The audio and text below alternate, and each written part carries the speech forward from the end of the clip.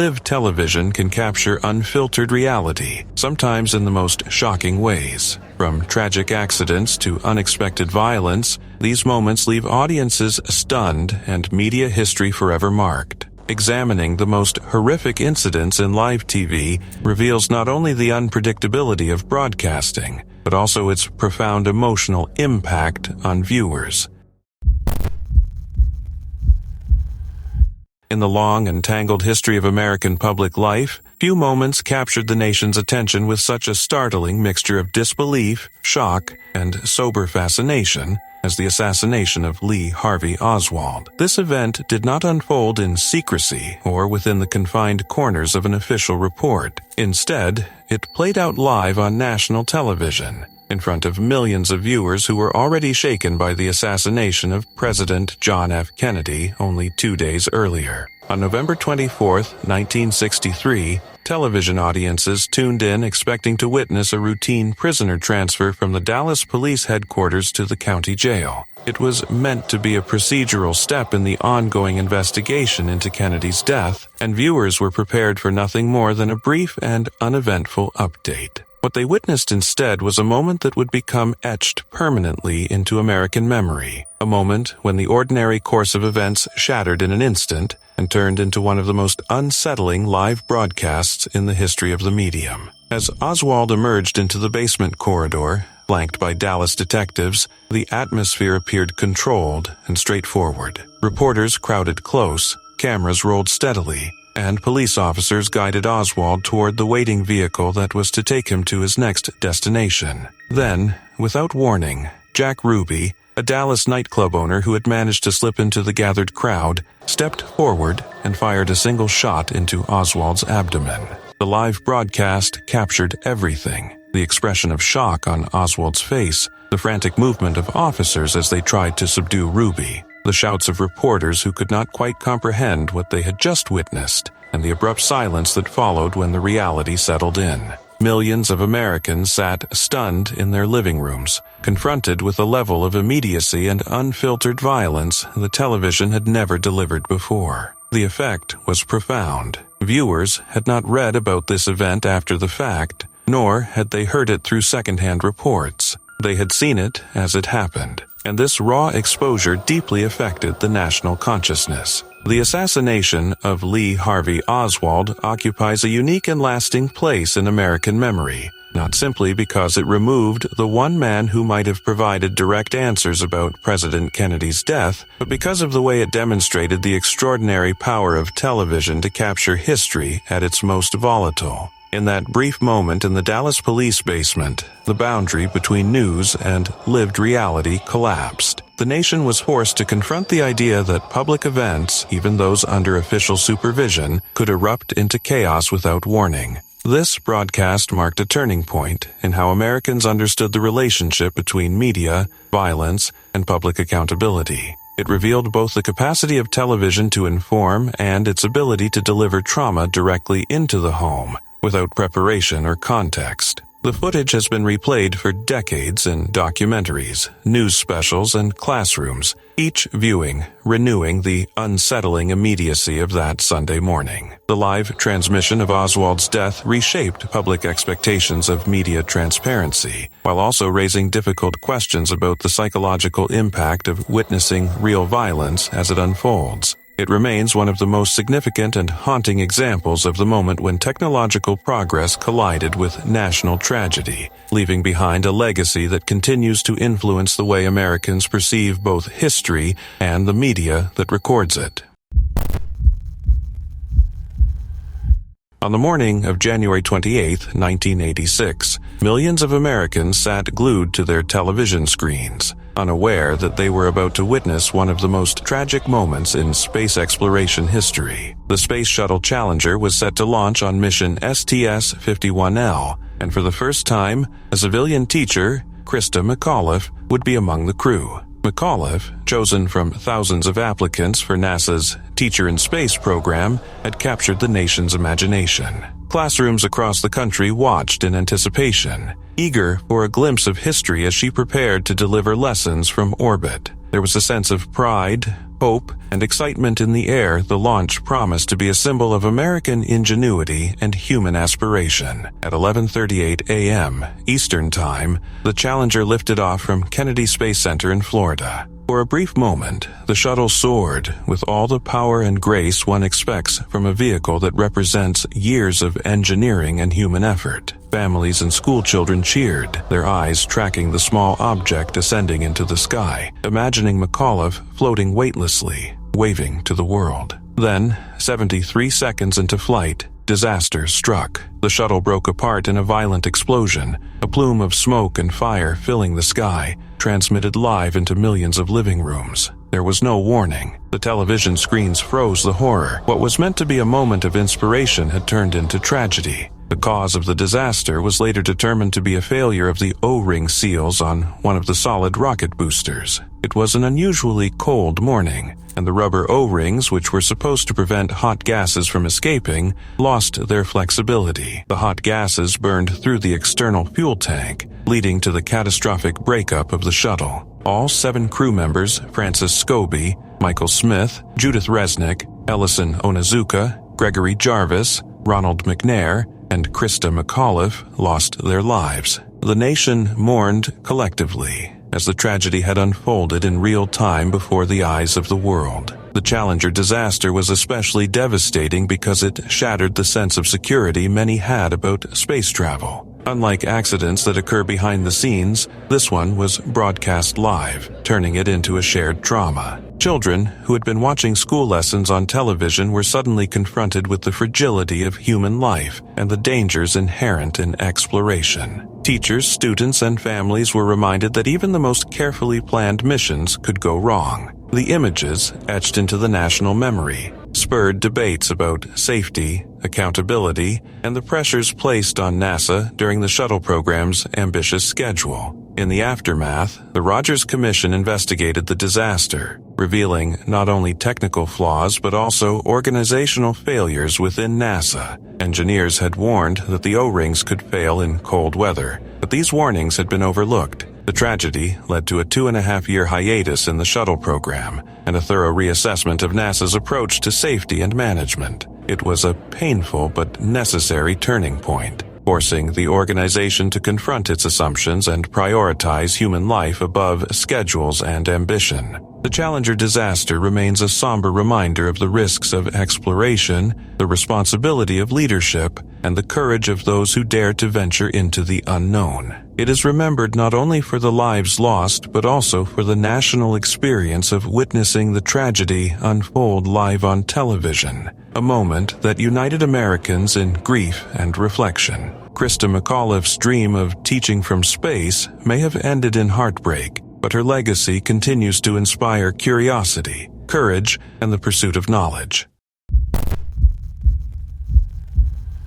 Imagine tuning in to your local news on a chilly January morning in 1987, expecting the usual mix of traffic reports, weather updates, and perhaps a story about a cute puppy rescued from a tree. Now imagine that, instead of the usual, you witness something so shocking it sears itself into your memory forever. This is exactly what happened to viewers and reporters on January 22, 1987, when R. Bud Dwyer, the Pennsylvania state treasurer, turned a routine press conference into one of the most infamous live TV tragedies in American history. Dwyer, a man embroiled in a web of corruption allegations, took the unthinkable step of ending his own life on camera, in front of stunned journalists and a nation watching from their living rooms. Yes, we're talking about a suicide that played out in real time, with all the raw immediacy that only live television can deliver. There were no reruns, no edits, no chance to look away before it happened. For many, the event shattered the comforting illusion that public figures' worst moments are safely confined to history books or late-night recaps. This was happening here and now, in real life, in full motion. Dwyer's story is a bizarre blend of politics, scandal, and human drama, and it reads like a plot twist no Hollywood screenwriter would dare pitch. He wasn't a shadowy figure lurking in the background. He was the treasurer of Pennsylvania, a prominent politician responsible for managing the state's finances. Yet, behind the polished public persona was a man facing serious bribery and conspiracy charges, a conviction hanging over his head like a guillotine. Most people would spend the weeks leading up to sentencing, quietly preparing their defense, consulting lawyers, or reflecting on life choices. But Dwyer decided to do something radically different. He called a press conference. Not just any press conference, but one that would become an unforgettable, horrifying spectacle.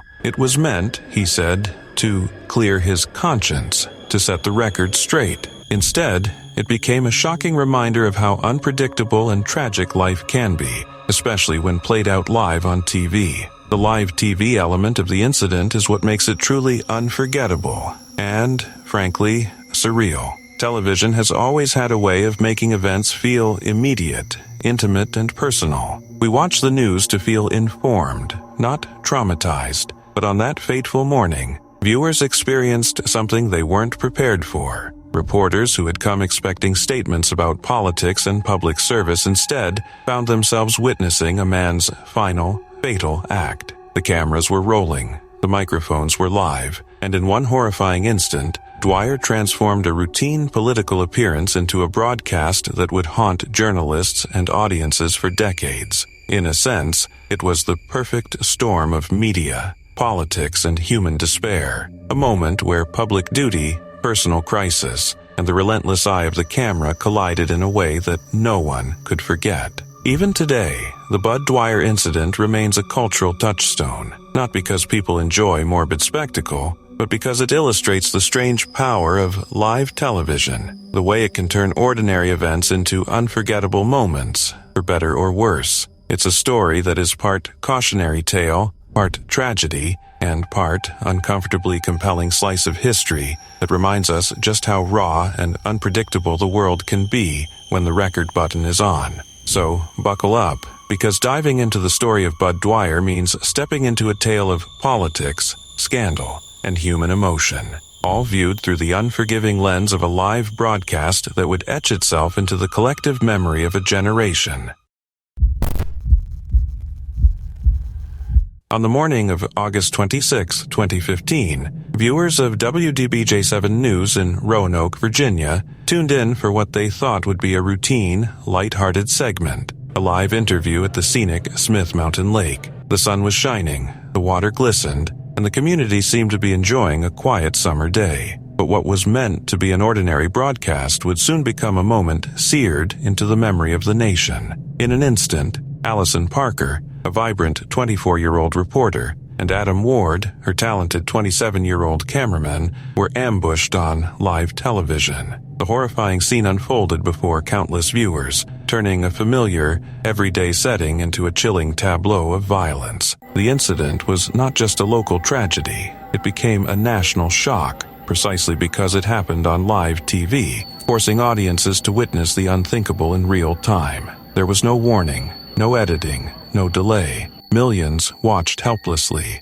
as a former co-worker, armed and angry, approached the team and opened fire, leaving Parker and Ward dead and a community forever changed. Live television is designed to bring immediacy and intimacy to viewers. It thrives on spontaneity, whether it is capturing breaking news, heartwarming human interest stories, or stunning natural landscapes. But that very immediacy can also amplify tragedy, as it did on that fateful morning. The attack on Allison and Adam underscored a terrifying truth. In the era of constant connectivity, violence can be broadcast instantly, leaving no buffer between reality and audience. Unlike incidents captured after the fact, this shooting unfolded in real time, magnifying its horror. Viewers did not just hear about the tragedy, they saw it happen, which made the pain and shock feel inescapable. The medium transformed the event, creating a visceral impact far beyond the local community,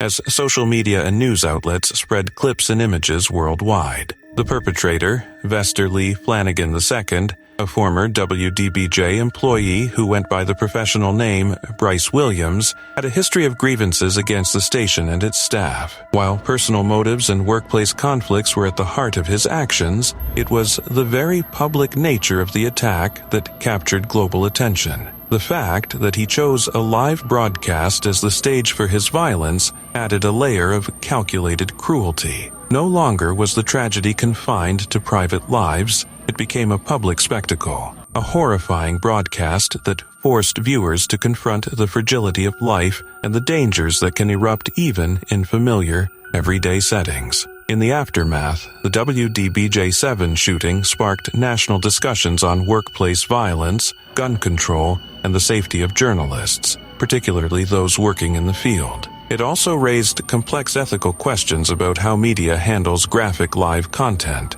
When tragedy is unfiltered and immediate, what responsibilities do broadcasters have? How does an audience process the trauma of seeing such events unfold in real time? Allison Parker and Adam Ward's deaths were not just a loss of life. They were a stark reminder of the unpredictable dangers journalists face and the ways in which modern technology can transform private violence into a public nightmare. The events at Smith Mountain Lake serve as a haunting testament to the fragility of life and the vulnerability inherent in live broadcasting. What began as a sunny, ordinary morning ended in national shock, leaving an indelible mark on journalism, media ethics, and public consciousness. The shooting of Allison Parker and Adam Ward remains a solemn warning. In a world where cameras are always rolling and news is always live, tragedy can strike at any moment, and millions may witness it as it happens. When millions of viewers settled in to watch the 2001 Daytona 500, they expected the usual mix of high-speed excitement, last-lap strategy, and the familiar electric atmosphere that comes with live NASCAR broadcasts. But what unfolded in front of their eyes on live television became one of the most shocking and defining moments in motorsport history. The final lap should have been a triumphant moment for Dale Earnhardt, the 7-time champion whose reputation as the Intimidator made him a towering figure in the sport. Instead, the world watched in real time as a seemingly routine late race collision resulted in the tragedy that would shake NASCAR to its core. Viewers saw it exactly as it happened. No editing, no delay, no chance to process or prepare, just the raw, unfiltered reality of live sports where the line between spectacle and danger can disappear in an instant. As the field stormed through Turn 4, Earnhardt's number 3 Chevrolet was locked in tight defensive maneuvers protecting the lead of his teammates Michael Waltrip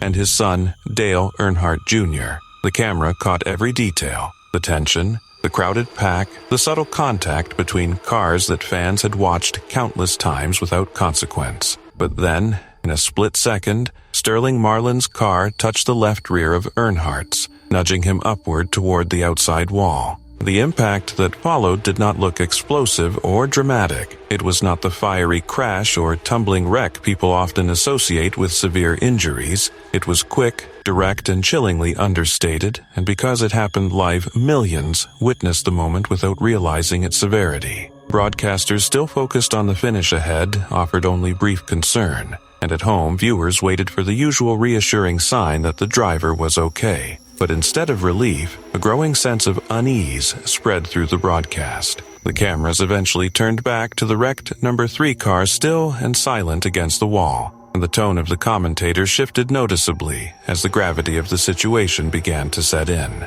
On live TV, the celebration of the race winner unfolded awkwardly alongside the unfolding emergency, creating a surreal and unsettling contrast that made the moment even more unforgettable. As minutes passed, the tension deepened. Pit crews exchanged anxious looks, and officials clustered around the scene, and the broadcast, usually loud and energetic after a Daytona finish, took on an uncharacteristically somber quiet. Viewers at home could feel that something was terribly wrong, and when the official announcement came later confirming that Dale Earnhardt had suffered fatal injuries in the crash, it marked not only the devastating loss of a racing icon, but also a turning point in the way NASCAR and its fans understood the risks of the sport. The fact that this tragedy played out live in real time before the eyes of millions magnified its impact and cemented it in the collective memory of anyone who witnessed it. It was a moment that forced NASCAR to confront the vulnerabilities of its drivers and ultimately led to sweeping safety reforms that have saved countless lives since. Still, for those who watched the event unfold as it happened, the memory remains vivid. a stark reminder of how quickly a familiar Sunday afternoon broadcast can shift from celebration to heartbreak, and how one live moment can change an entire sport forever.